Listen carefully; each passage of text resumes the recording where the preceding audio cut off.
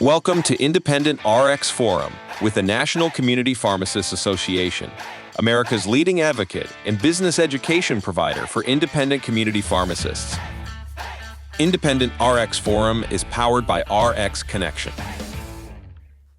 Hello and welcome to Independent RX Forum, the official podcast of NCPA. I'm your host, John Beckner. We're glad you could join us. Our topic today is pharmacy technicians. We're going to be talking about the expanding role of pharmacy technicians, and my guest is Meredy Ayers. Meredy is a certified pharmacy technician who recently changed jobs. I'd be remiss if I didn't congratulate you on your new position with the Alliance for Pharmacy Compounding. But we'll go into that transition a little bit later because I want to talk more about that. But you've been a technician for what?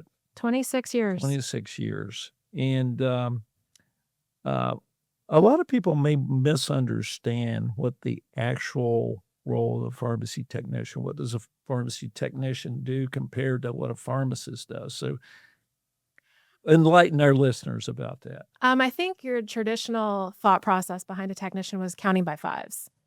And sure, that still exists and that's still needed.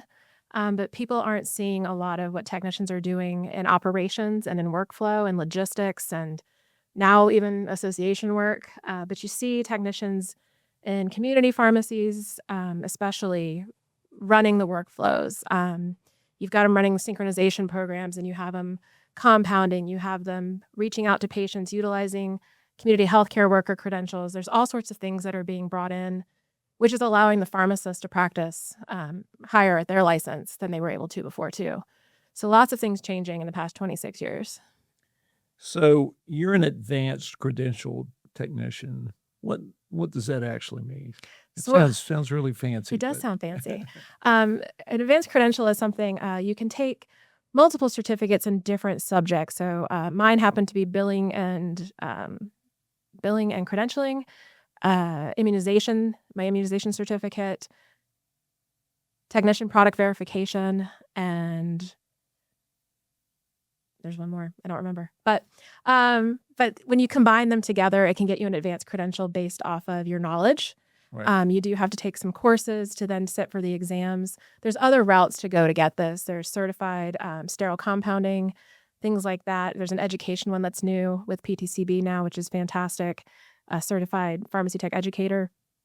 And it's a great opportunity for technicians to step out of that traditional role of counting by fives that they think they might be pigeonholed into, to immunizing and speaking with patients and really making them comfortable and doing more in their daily work than they're used to doing.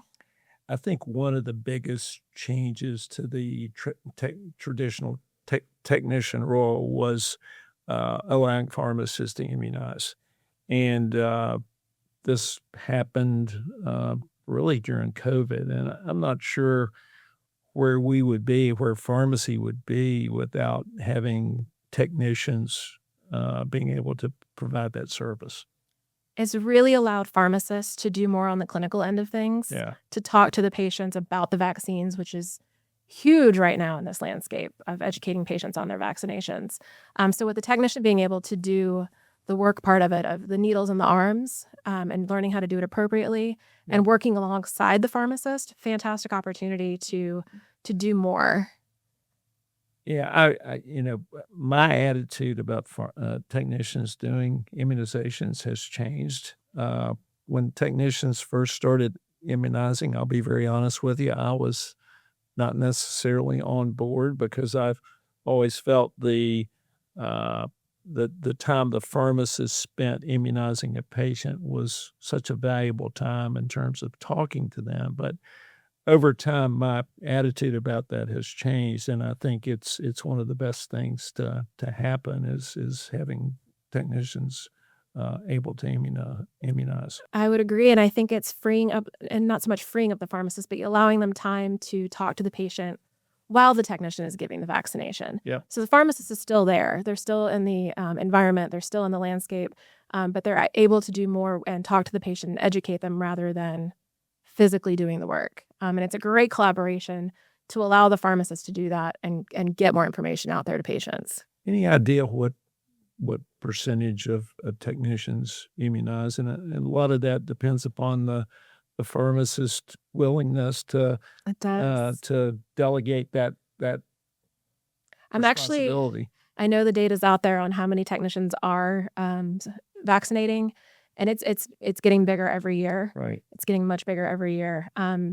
It also depends on the pharmacist you're working with. You can be certified to immunize, but that doesn't mean your pharmacy is having you do it or allowing you to do it. Exactly. So that's still a challenge we're running into, but it's getting better. It's definitely getting better. So what do you think separates a good technician from a great one? And I would put you in the category of the latter. Oh, thank you. So Initiative. I think initiative is huge. I think not waiting for an opportunity, but kind of taking the extra step, saying, I want to work on this. I want to do this. I want to be a part of this. And that's what I did to piggyback off of your comment, but more of I wanted to meet people and I wanted to see what else was happening outside of the four walls of the pharmacy I was working in. And it's opened up great opportunities to meet and talk to people and learn more about what's going on, not just in the pharmacy I worked at, but what was affecting it from the outside. So I think initiative is a huge thing for technicians. yeah. So technicians probably impact patient care in ways that people don't see. Can you give me some examples of that? Sure. When you walk into your community pharmacy, you're probably seeing your technicians there first. That's usually the face you're seeing. First contact. First yeah. point of contact. And the general public doesn't always realize that. To them, everybody in the pharmacy is the pharmacist. And that's kind of how it's been. But it's becoming more known. And the technician's the one that gets to know you. Your pharmacist gets to know you as well. But your technician gets to know your daily habits and your kids' names and, how are your grandkids doing and things like that. So it's the relationships that are built there that the technicians have really gotten to do and can utilize that information in your care. Yeah.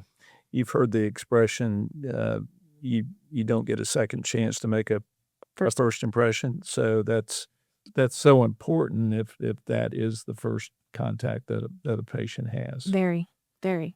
So you've certainly taken advantage of the opportunities that have come your way, and one of those is you do a fair amount of speaking. You've spoken at a number of NCPA meetings, wholesaler meetings, and I've heard you talk about technicians being the backbone of the pharmacy. What does this really look like in real life? To me, in the 26 years I've been doing this, you think of your pharmacy as a machine, and everybody's a cog in it. And if you're missing one of those cogs, and that's your technicians, you're missing a big piece of the machine. The machine can't work. All right. And so we all work together, and we all have a goal at the end of the day that we're reaching. And the technicians are really the structure behind the workflow and the problem solving. And you hear about insurance issues these days, things like that. It's really the technicians going to bat. And working through prescription issues, working with physicians, things like that, and really getting things moving throughout the day. And I don't think people see that necessarily in their day-to-day. We're all busy. We don't know what we don't know. Right. So it's important to know that the technicians are the ones behind the scenes really pushing the process through.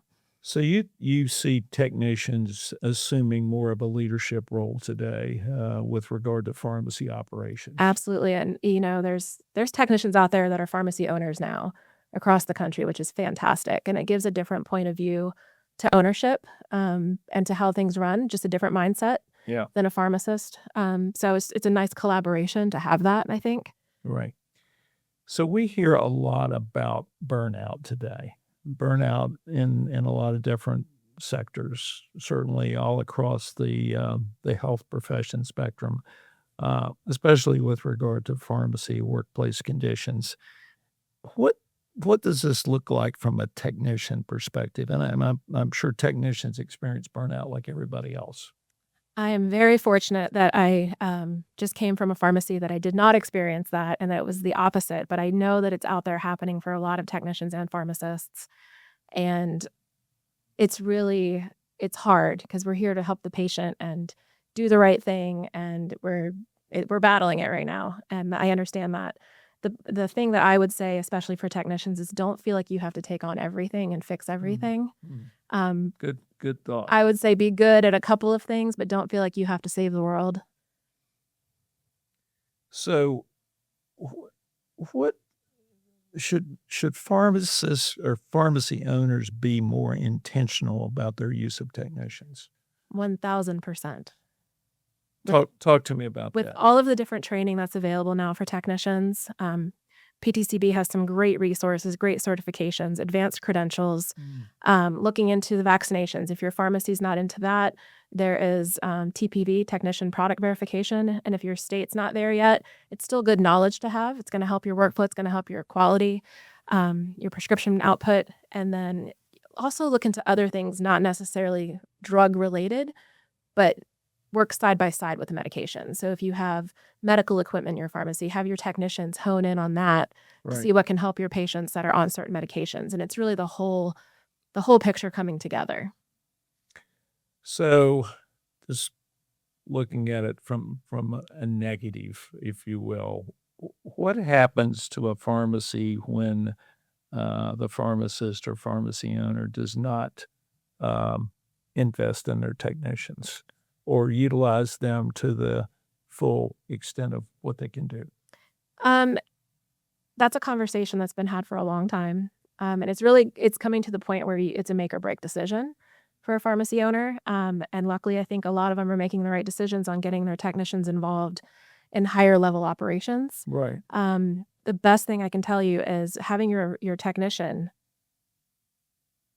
vaccinate about 50% of your total patients will increase your revenue about 60%. Wow.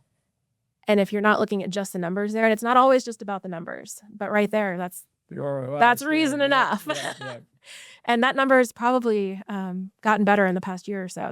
That's a little bit older number, but and you're looking at that and the responsibility of the technician and the fact that you can actually pay them more to do so and still do well in your pharmacy business and get everybody involved. And it also really helps out the patient and the outcomes, which is the whole reason we're all doing this, is the outcomes. So if you can utilize that same mindset with vaccinations or a synchronization or an appointment-based medicine, your business is going to thrive. I was going to mention MedSync. I think the most successful pharmacy MedSync programs are the one where a technician has taken the lead. They're the driver in the pharmacy. They've taken ownership. Yes. It's their baby, and they're doing what they need to do to make sure it's successful. Yep. And that's an example of technicians getting to know the patients too, because you're contacting them every single month or whatever your schedule is.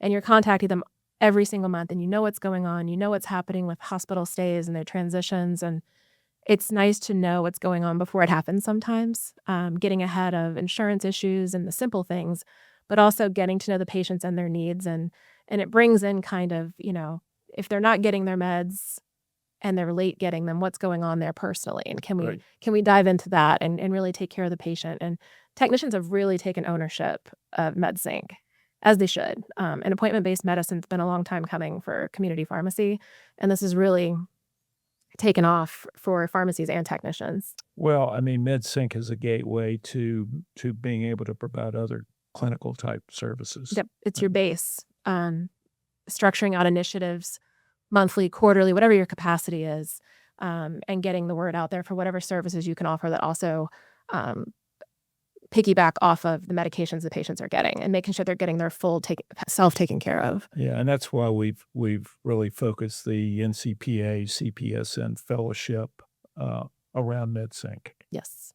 Your entire pharmacy really should be built around MedSync these days. One other thing I wanted to mention or ask you in our time is the use of community health workers. Yes. A lot of folks will start out as a technician and become interested in being a community health worker. Can you talk about that a little bit? Sure. Community health workers have been around for a while. General public, lay people have become community health workers, but there's been a really cool push and initiative for pharmacy technicians to also become certified as a CHW. They already have that contact with They have that contact with the patient. Pharmacies are the most accessible healthcare provider. You can walk in and not even be a patient there and ask questions and get resources. So it's a natural progression into this work and helping with social determinants of health, transportation, food, things that come up in conversation that wouldn't normally trigger you to do something. And now we can. And now we know how to divert them and get them the help they need. Yeah.